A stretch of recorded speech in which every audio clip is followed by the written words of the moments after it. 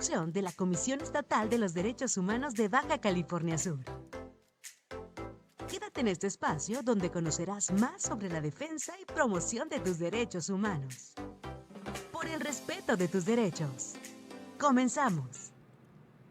Hola, hola, muy buenos días. Es un gusto saludarles y darles la bienvenida a Por el Respeto de tus Derechos, un programa de la Comisión Estatal de los Derechos Humanos de Baja California Sur, en colaboración con el Instituto Estatal de Radio y Televisión, y llegando cerca de ustedes gracias a la señal de Canal 8 de la 99.1 de FM y 1050 de AM. Yo soy Evelyn Vázquez, me da mucho gusto saludarles y darle la bienvenida a nuestra querida presidenta de la comisión, la maestra Charlene Ramos. Bienvenida, maestra. Muy buenos días, martes de Derechos Humanos. Muchísimas gracias por acompañarnos cada semana para conocer sobre sus derechos humanos, cómo respetarlos, cómo garantizarlos, cómo seguir luchando para su defensa, promoción y difusión en toda nuestra hermosísima California y pues por supuesto ahora hablando de un tema tan relevante para Baja California Sur como es el tema de las adicciones.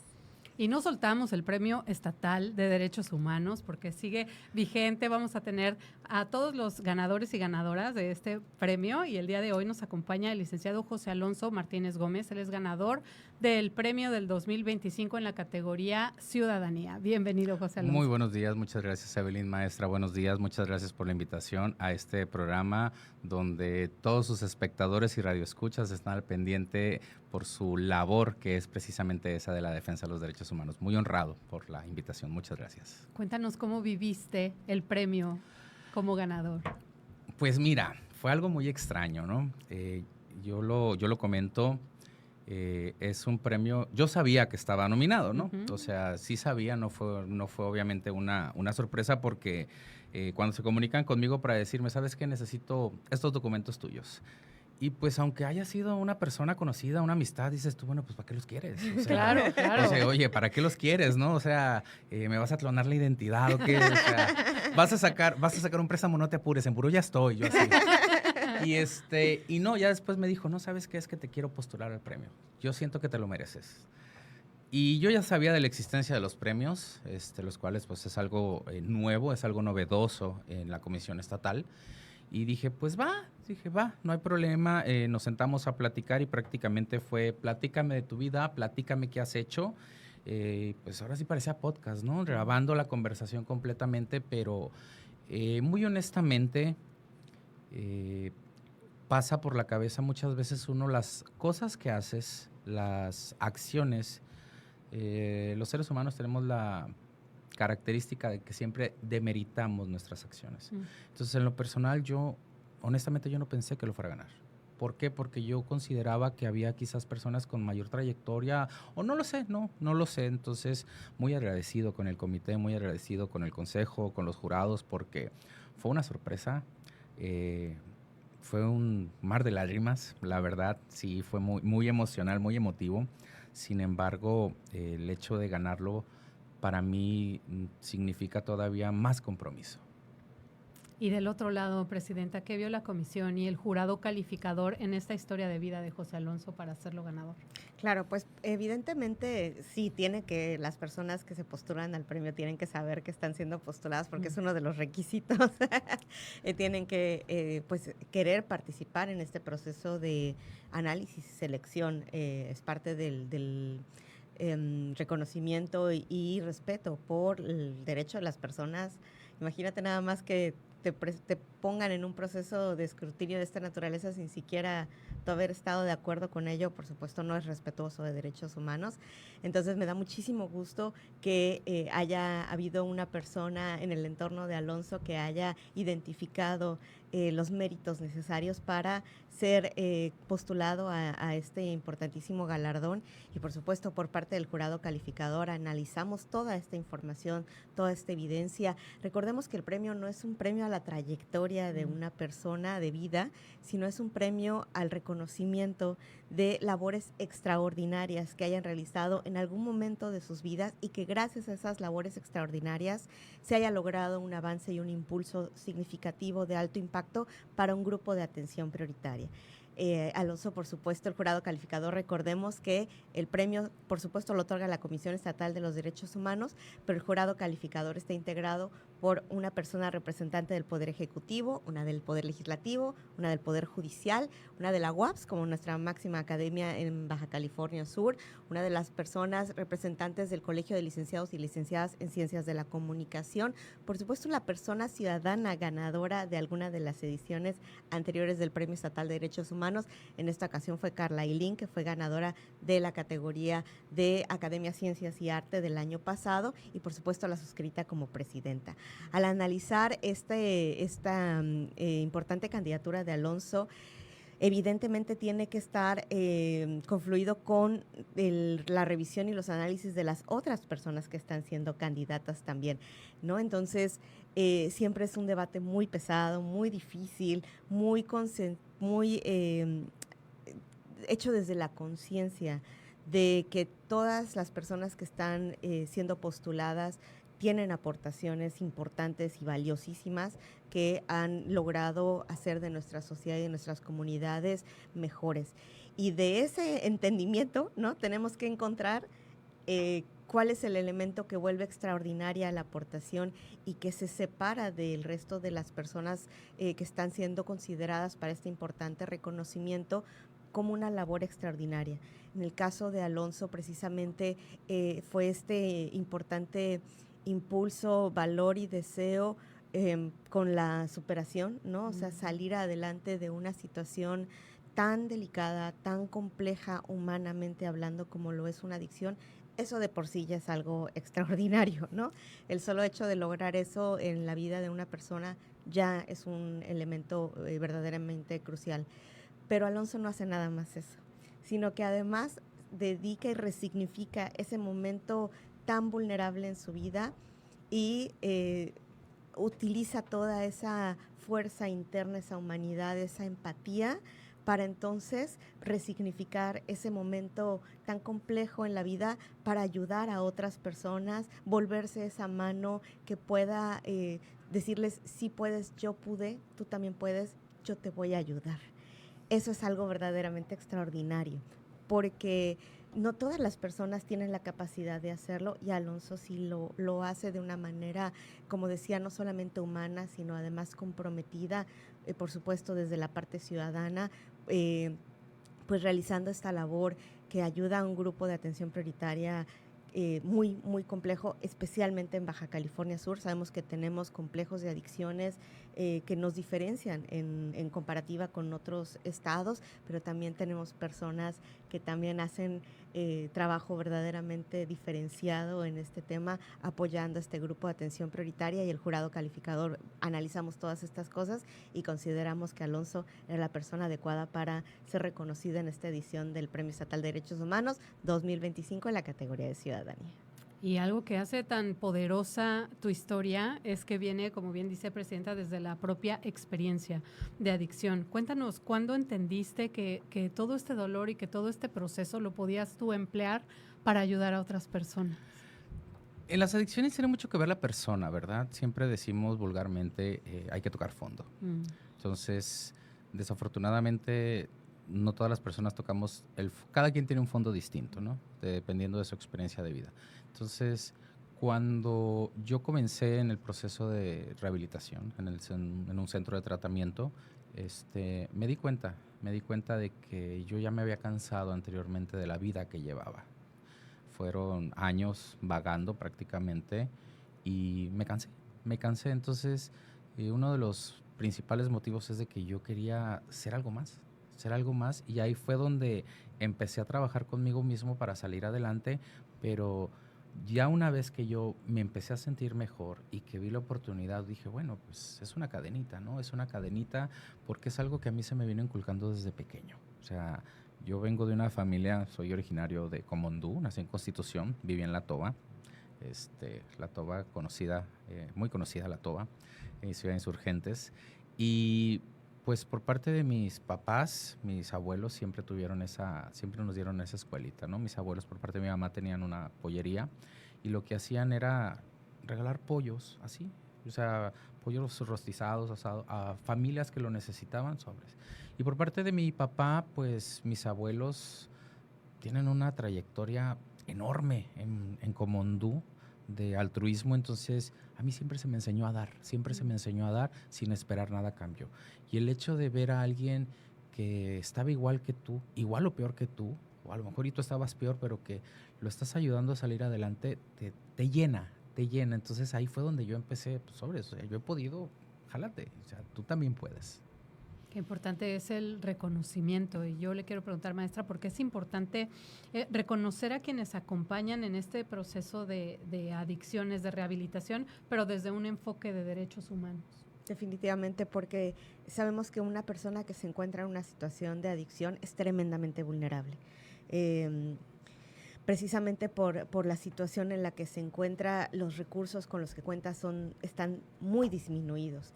Y una persona que tenga el deseo de aprovecharse de una situación de esa naturaleza tiene todas las posibilidades y todo el contexto para hacerlo. Por eso es que es tan valiosa la labor de alguien que entiende esa vulnerabilidad y en lugar de buscar aprovecharse de ella, busca protegerla, ayudar a la persona a reconstruirse, ayudarle a conseguir los recursos, que los construya. Pues al final del día, como lo dice Alonso, es correcto, la persona es la que tiene que querer reconstruirse. Darle las cosas no va a lograr ese efecto. Y pues por supuesto Alonso hace toda esta labor tan importante que además es a largo plazo.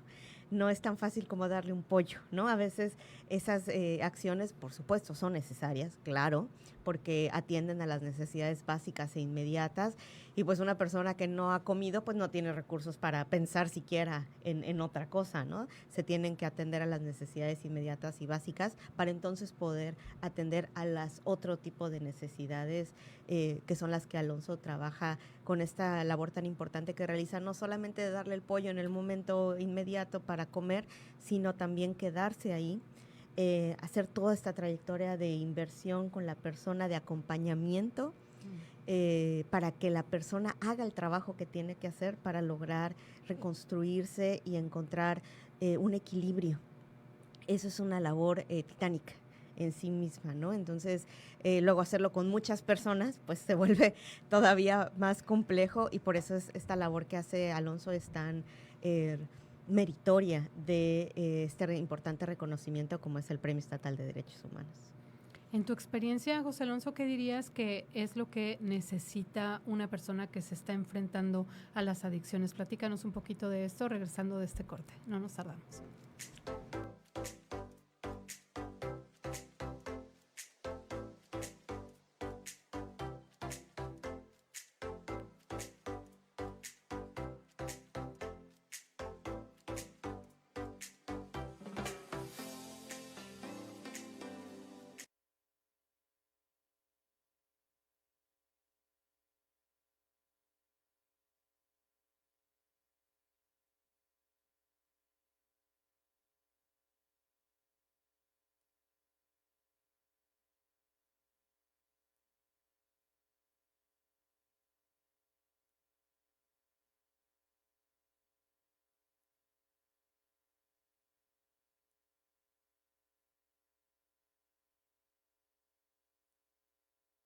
La igualdad se siente cuando niñas y jóvenes pueden soñar sin límites y cuando las mujeres participan en las decisiones del país. Gracias a las reformas aprobadas por el Senado, la igualdad sustantiva es hoy un derecho protegido. Hoy se combate la violencia de género, la brecha salarial y se impulsa la participación de más mujeres en la vida pública. Es tiempo de mujeres y México avanza con ellas. Senado de la República. 66ª legislatura. De todas las edades y rincones. Quienes enseñan y quienes aprenden. Quienes crean arte y quienes impulsan negocios. Quienes compiten en las canchas y quienes apoyan desde las gradas. Activistas y líderes en las calles o en las comunidades. Aquí, todas las voces cuentan.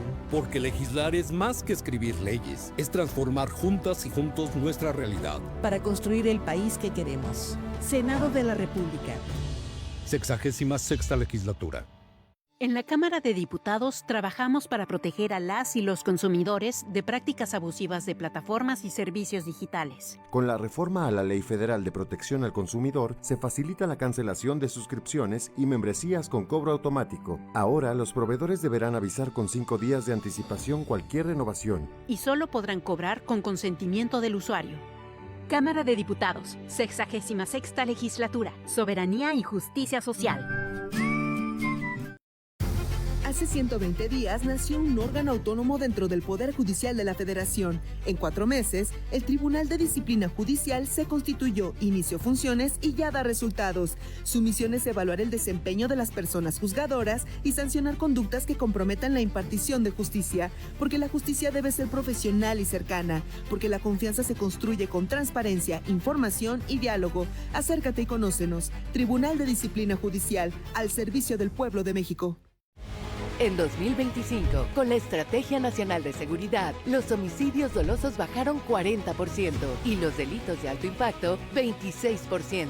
Actualmente ya hay más detenciones con éxito porque ya vemos que ellos están más activos. Salimos con la certeza de que están haciendo su trabajo, están echando ganas y están preparados a lo que están haciendo. Anteriormente no notaba tanto la presencia al salir y ahora que salgo del trabajo y es en la tarde-noche, se ve la presencia de ellos. Gobierno de México. Desde el inicio de la Cuarta Transformación, el salario mínimo ha tenido un crecimiento histórico, pasando de 88 a 315 pesos diarios y a 440 en la frontera norte. Con esto, el salario mínimo ha recuperado 154% su poder adquisitivo. Así fortalecemos tu economía y alcanza para más.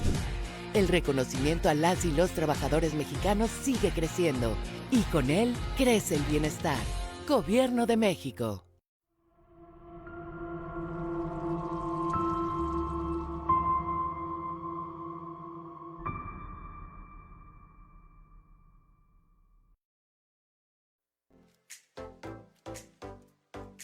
Por el respeto de tus derechos. Un programa de la Comisión Estatal de los Derechos Humanos de Baja California Sur. En un momento, regresamos.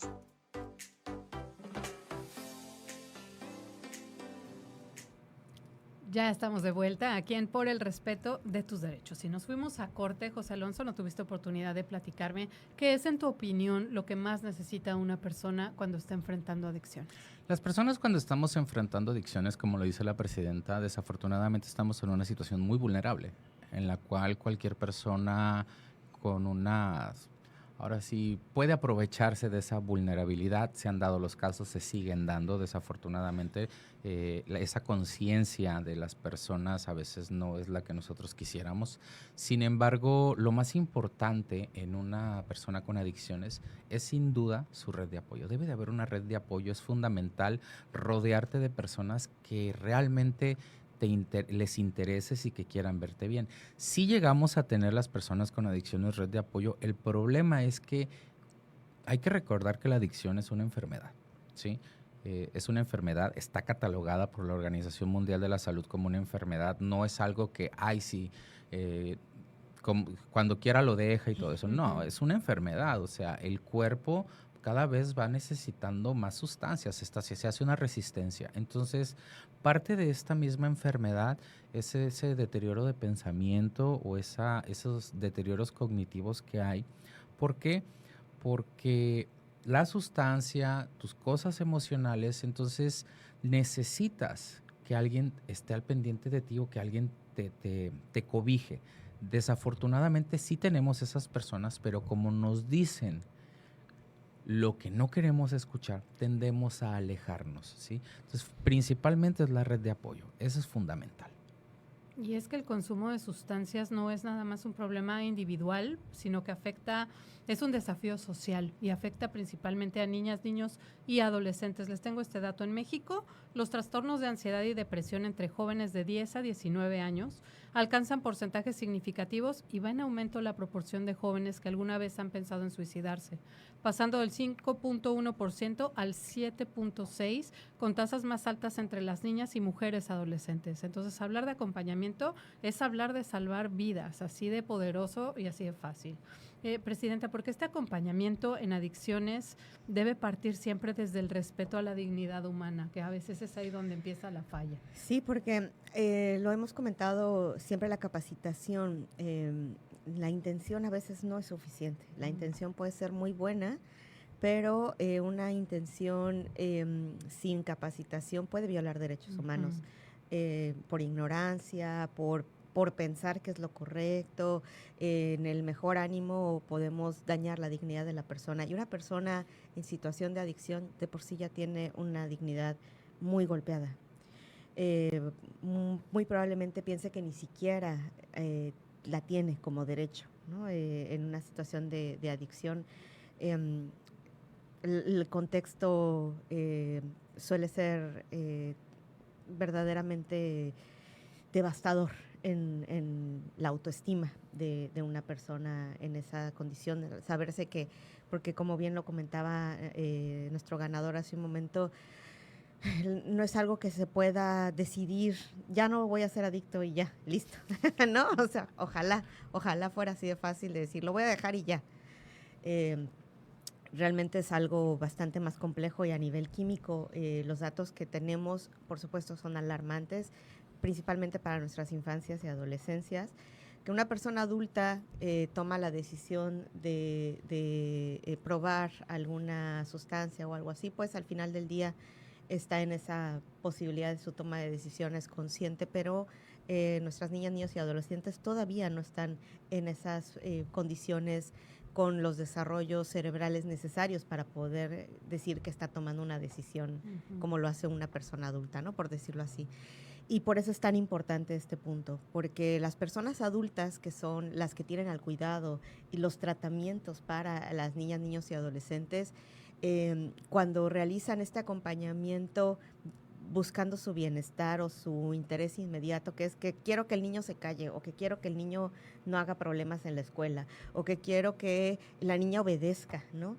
El objetivo no es quiero que mi hijo y mi hija estén bien, estén sanos, estén felices, sean plenos, sino que estos otros tengan buenas calificaciones, no tenga problemas de conducta. Desde ahí ya entramos con una red de apoyo que no está teniendo el interés superior de la niñez en el mejor interés, sino alguna conducta, el control, ¿no? Alguna conducta social. Y es muy fácil para una persona que está buscando el control decidir medicar a sus niñas, niños y adolescentes, porque es lo más cómodo para la persona adulta y en esa red de apoyo, ¿no? Cuando la red de apoyo está buscando su comunidad en lugar del bienestar, ya es dificilísimo que pueda haber un respeto a los derechos humanos, porque el objetivo ya es distinto de ahí de entrada, ¿no? Y sabemos que tenemos estos problemas no es que no exista el problema, por supuesto que sabemos que hay alguna situación por la cual se están dando todos estos comportamientos, pero también existen otras soluciones. El medicamento no es la única posibilidad para atender estas situaciones y las otras opciones sí requieren más trabajo, sí requieren más esfuerzo de la red de apoyo. Entonces, por supuesto, esta labor tan importante cuando platicábamos, ¿no?, de esta red de apoyo, ¿por qué importa? Pues por eso, porque si la red de apoyo está buscando la forma más fácil y más cómoda, seguramente esa opción más fácil y más cómoda va a costa de los derechos humanos de esa persona tan vulnerable que requiere que tenga sus derechos humanos en la mira, en la visión, en el objetivo, a pesar de que eso implica la incomodidad de la red de apoyo. Qué duro, ¿no? Que no baste la intención, que a veces sea la mejor de las intenciones y que no sea suficiente. Al respecto, tú, por ejemplo, creaste el protocolo para atención a las personas de la diversidad sexual en centros de tratamiento. ¿Cómo sale esta necesidad? Platícanos. Uy, ahí. De la experiencia. A final de cuentas fue de la experiencia. Yo soy una persona que pertenece a la comunidad, ¿no? O sea, soy parte de la diversidad sexual. Entonces, cuando yo llego al centro de tratamiento, veo Pues si de por sí uno desde pequeños estás ya por el hecho de ser de una orientación distinta a lo que socialmente se espera, ya empiezas a sufrir de discriminación, ya te empiezan a segregar, ¿no? Entonces, cuando llegas al centro de tratamiento y que traes esta situación, aparte de la adicción, o sea, imagínate, adicto y aparte de la diversidad, o sea, es una doble discriminación la que tienes, ¿no? O sea, todavía es más marcada, o sea, más vulnerable. De por sí ya estás vulnerable, pues te vuelven más. La creación de este protocolo fue precisamente por el actuar de los centros de tratamiento, como prácticamente te tratan de una manera en la cual, oye, pues, ¿sabes qué? Es que yo no me siento cómodo con esto porque soy así, o ¿sabes qué? Es que a mí no me gusta esto porque me siento vulnerado. Entonces, ese protocolo nació a raíz de eso. ¿Por qué? Porque está comprobado ahorita, más que nada, cuando yo estaba en el proceso adictivo, que fue 2015-2016, había un boom de las personas de la diversidad consumiendo. Ahorita ese boom se disparó. Entonces cada vez hay más personas de la diversidad y pues es muy importante que estén, o sea, en su proceso, o sea, no puedes revolver. Desafortunadamente, o sea, tienes que ver muy bien cómo atenderlo, garantizarle sus derechos, garantizarle su privacidad, porque pues hay que ser muy sinceros, ¿no? O sea, se va a escuchar muy cruel, pero también dentro del mismo centro, por ser de la diversidad, puedes sufrir de acoso, ¿sí? Sufres de acoso por parte de los otros internos. Entonces, tienes que estar muy al pendiente. Y en el caso de, por ejemplo, las personas trans, si una mujer trans se identifica como mujer trans, lleva sus tratamientos, ya está en su proceso de transición o ya hizo su proceso de transición, no lo puedes poner con los hombres, o sea, con los cisgénero. ¿Por qué? Porque precisamente hay que ser muy sinceros, hay adictos que están con una mente muy maliciosa, ¿no? Entonces es donde empieza toda esta situación.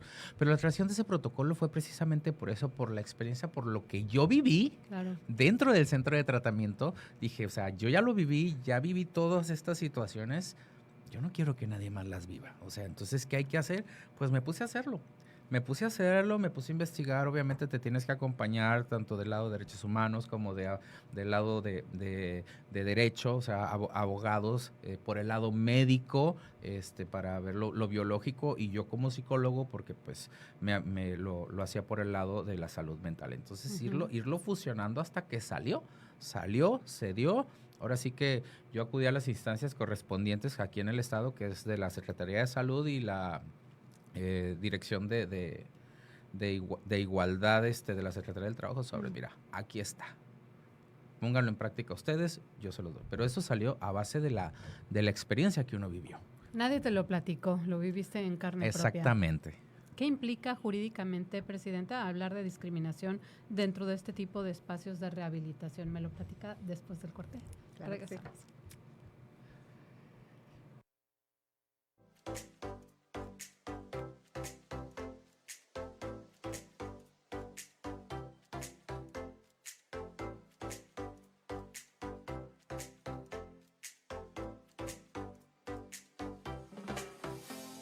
Estamos en una breve pausa.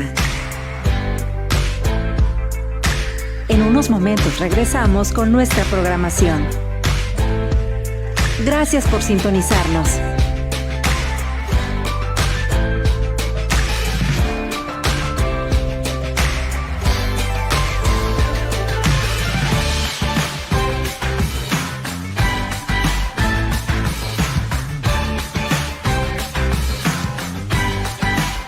Estamos en una breve pausa.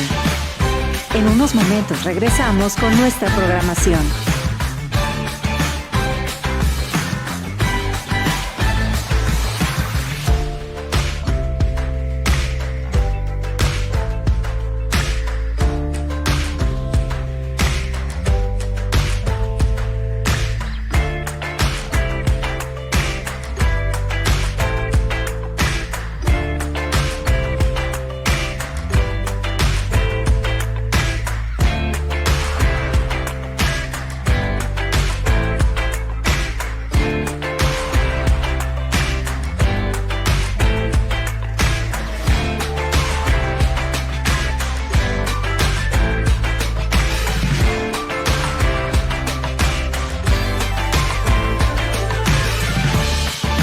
Estamos en una breve pausa. En unos momentos regresamos con nuestra programación.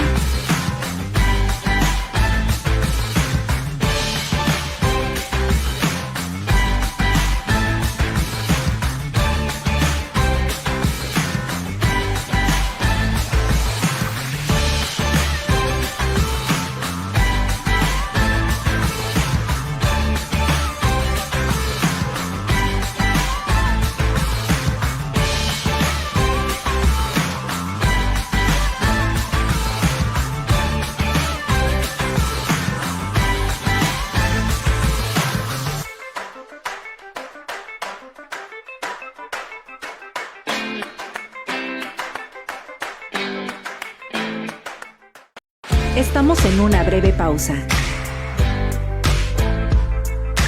En unos momentos regresamos con nuestra programación. Gracias por sintonizarnos.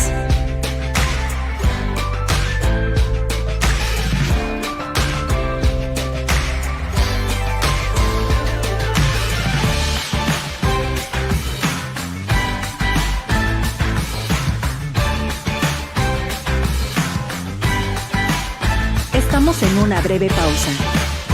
En unos momentos regresamos con nuestra programación.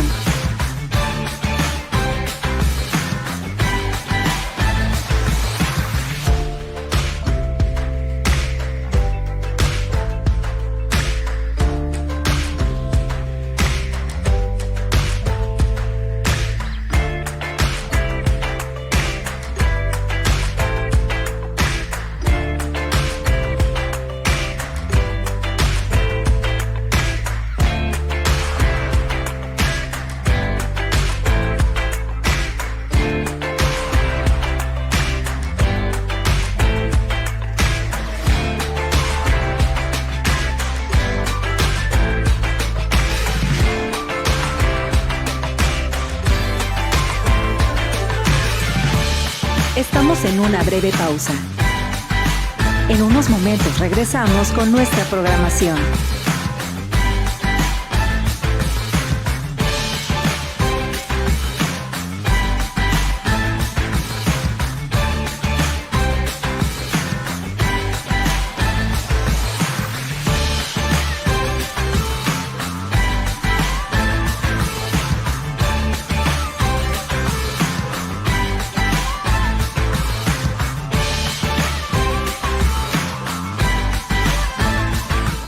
De la Comisión Estatal de los Derechos Humanos de Baja California Sur. En un momento, regresamos.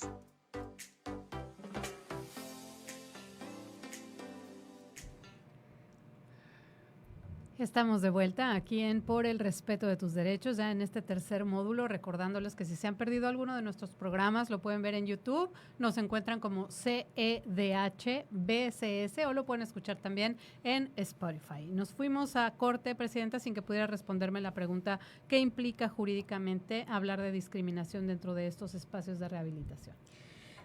La rehabilitación es un proceso muy complejo, muy complejo. La discriminación en nuestros tipos penales son muy específicos y justamente se refiere a una distinción que se realiza con el objetivo de anular o menoscabar los derechos de otra persona, los derechos humanos de otra persona. Entonces, cualquier diferenciación no equivale a discriminación. Esto es algo importante decirlo, porque a veces se pudiera pensar que cualquier trato distinto de a una persona u otra equivale necesariamente a discriminación, pero eso no es así. El otro componente también tiene que venir con este efecto y este resultado del menoscabo o anular los derechos de la otra persona. En complejos por ejemplo, un centro de rehabilitación que es de una autoridad pública, por decirlo así, ¿no? Que tiene la obligación de brindar el servicio a una persona que está solicitando su ingreso. Y, por ejemplo, llegar a una persona y le dijera, es que quiero ser admitido, admitida a este centro para recibir ayuda para poder intentar salir de este proceso de adicción. Y la autoridad le dijera, no, tú no, porque aquí nada más recibimos a blancos, ¿no? Estás hablando de que la distinción en el trato también se traduce en anular o menoscabar un derecho humano, que es el derecho a la salud. Y la autoridad tiene esa obligación de garantizarlo. Entonces ahí estaríamos hablando de un contexto de discriminación en ese sentido, ¿no?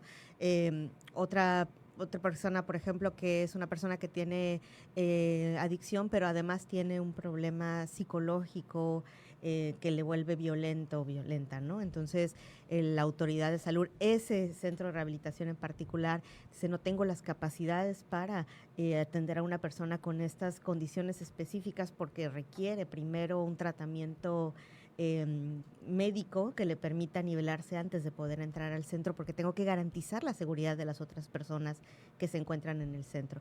Bueno, sí hay una distinción, pero hay una justificación, hay una explicación, y el objetivo no es quitarle el derecho a la salud a la persona que está pidiendo, sino garantizar la seguridad del resto de las personas que están en el centro de atención. Entonces, ahí la autoridad tendría una justificación para esa distinción y podríamos estar diciendo que no habría una discriminación en este sentido, sino el entendimiento de una situación particular que requeriría el apoyo. Entonces, que nada más decirle, aquí no, váyase, pues obviamente no, ¿verdad?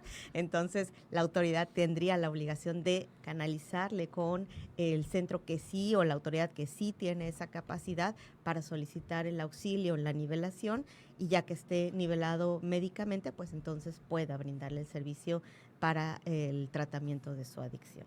Entonces, como vemos, no todo trato distinto equivale a discriminación, y eso es algo importante decirlo, que también el tema de discriminación no solamente lo pueden hacer las autoridades, también las personas pueden incurrir en este tipo de prácticas, ya sea en un centro privado, por decirlo así, o también las personas de a pie, ¿no? En general, en cualquier situación o condición. Como decíamos, entender que una persona que se encuentra en adicción se encuentra tremendamente vulnerable, eso no significa que tengamos la obligación de pues alimentar esa adicción, pero tampoco tenemos el derecho de violentarles solamente porque se encuentra en adicción. Y esto es algo muy importante porque habla del tipo de sociedad que queremos construir, porque nadie está exento a una adicción. O sea, lo hemos visto con el fenómeno que se dio en Estados Unidos, todas las farmacéuticas que recetaron estos tratamientos que generan, que como sabían perfectamente que generaban estas adicciones, y generaron todo un fenómeno social muy lamentable, en donde muchas personas simplemente nunca decidieron volverse adictas o decidieron probar una sustancia adictiva, fueron prescritas y confiaron en esa indicación médica para tal efecto, y terminaron lamentablemente siendo víctimas de estos procesos que se saben hoy de corrupción, de tráfico de influencias. Con el objetivo de generar dinero se produjeron estas adicciones, y las personas lamentablemente, algunas han logrado sobrevivir una situación tan lamentable como esa, y otras no, y simplemente no tuvo nada que ver con su decisión.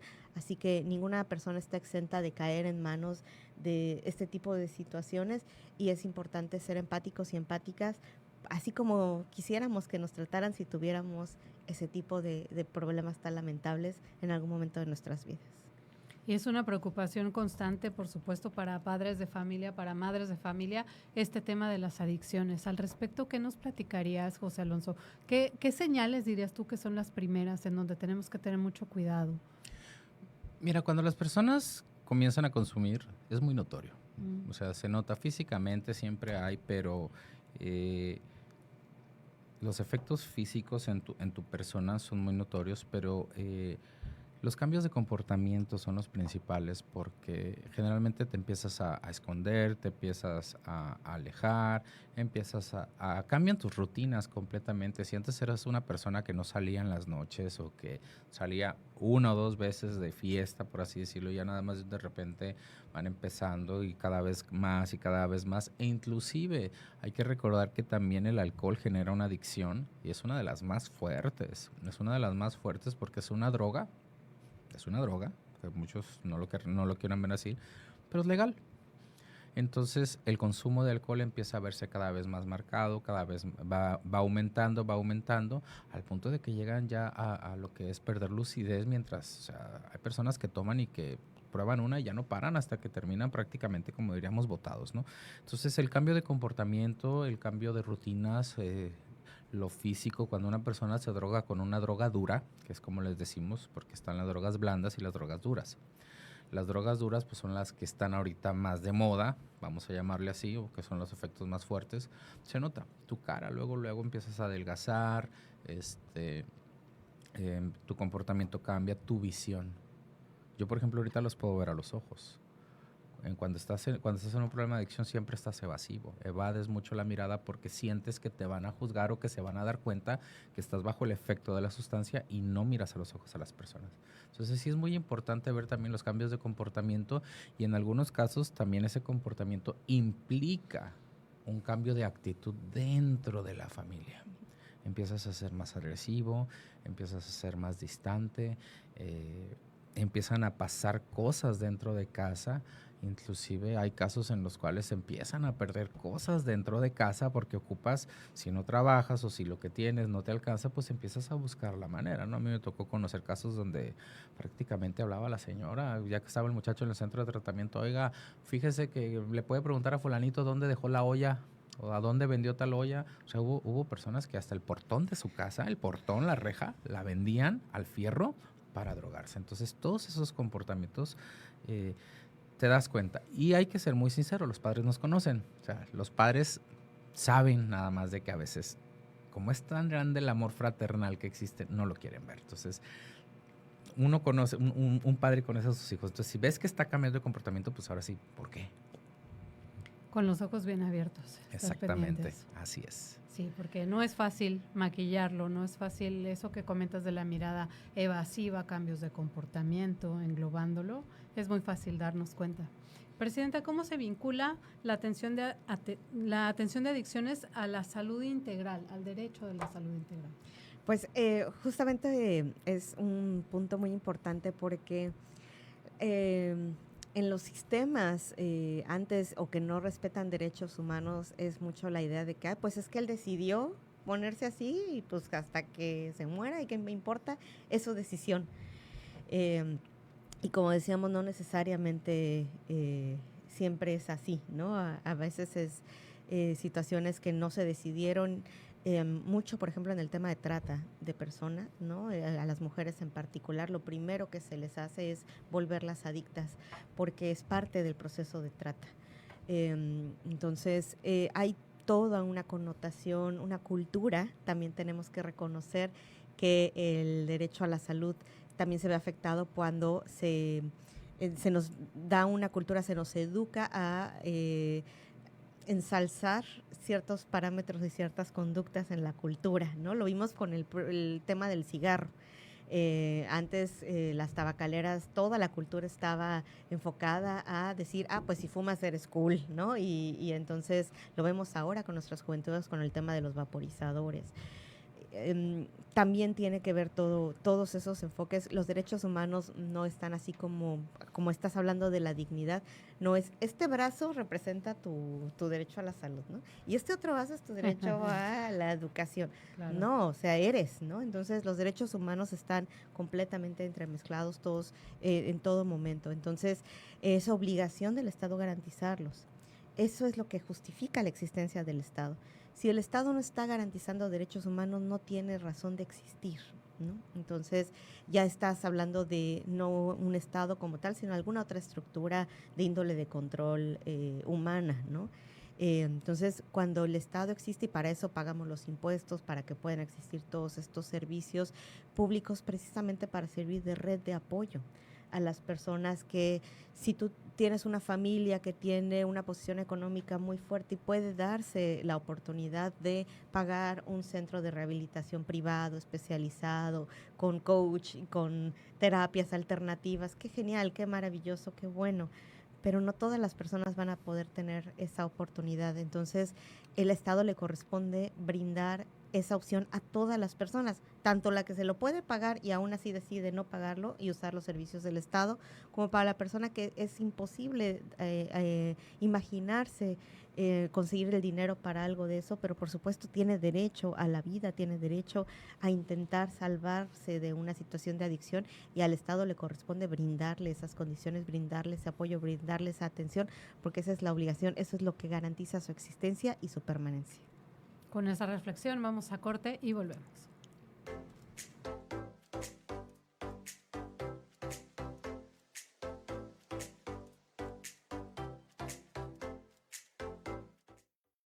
Estamos en una breve pausa.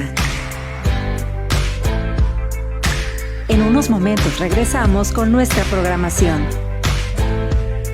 Gracias por sintonizarnos.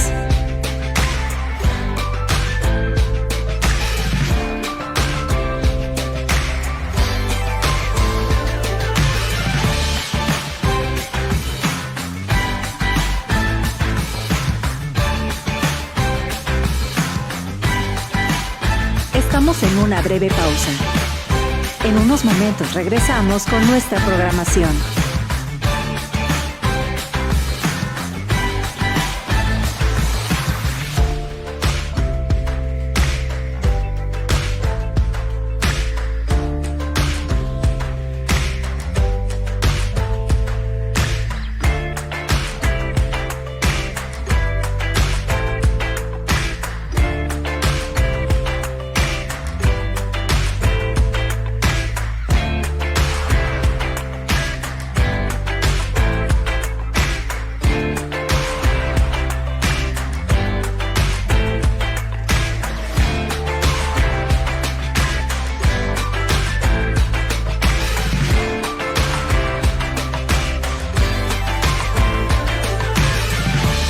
Estamos en una breve pausa. En unos momentos regresamos con nuestra programación.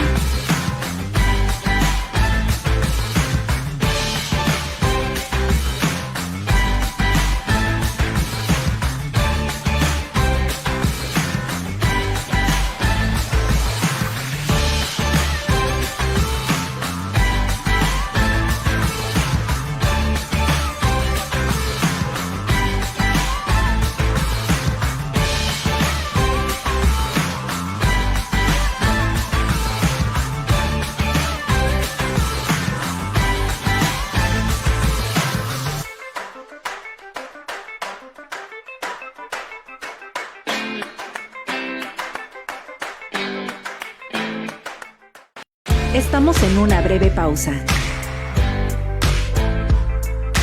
En unos momentos regresamos con nuestra programación. Gracias por sintonizarnos.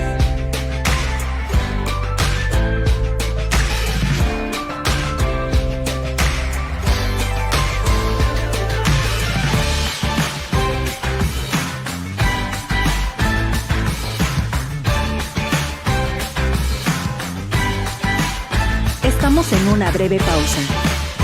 En unos momentos regresamos con nuestra programación.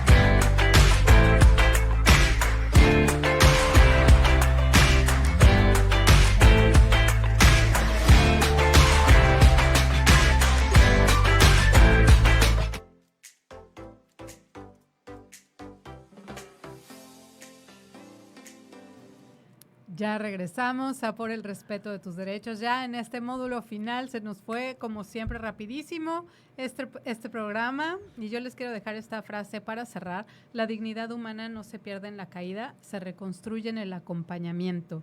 Y cuando una vida se transforma, toda la comunidad se transforma con ella. Muchas gracias por acompañarnos hoy. Cuéntanos con qué mensaje nos dejas, José Alonso. Pues simplemente, si tienen todas aquellas personas que tienen un problema de adicciones, yo sé lo difícil que es el pedir ayuda, pero recuerden que no están solos. Siempre busquen ayuda y a superarse. Después de haber caído tan bajo, ahora sí que, como dije el día del evento, la única ventaja de tocar fondo es que la salida siempre va a ser para arriba. Entonces, siempre buscar ayuda y superarse académicamente, laboralmente y salir del círculo donde estaban. Hoy nos acompañó el licenciado José Alonso Martínez Gómez, él es Premio Estatal de Derechos Humanos 2025 en la categoría de Ciudadanía. Presidenta, ¿con qué mensaje nos deja hoy?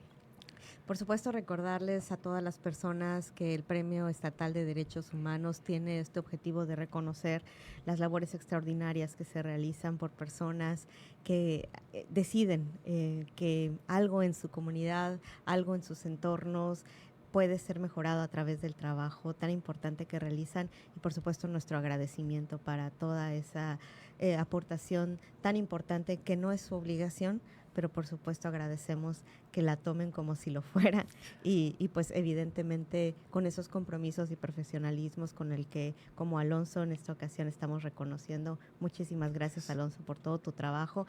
Recuerden que cuentan con la Comisión Estatal de los Derechos Humanos para apoyar a todas las personas que estén pues lamentablemente viviendo un momento de sus vidas tan complejo como lo es una adicción.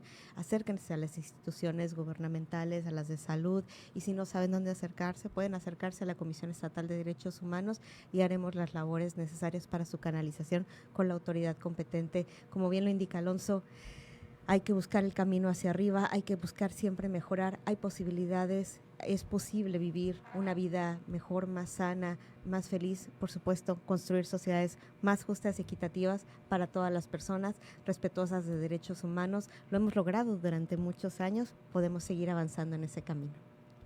Muchas gracias a nuestro ganador por acompañarnos el día de hoy, Presidenta, por abrir este maravilloso espacio de diálogo. Nos despedimos, pero ya saben que tenemos una cita en punto de las 10 de la mañana el próximo martes. Muchas gracias por acompañarnos. Gracias a Canal 8, a la 99.1 de FM y 1050 de AM. Vamos a tener un día muy bonito.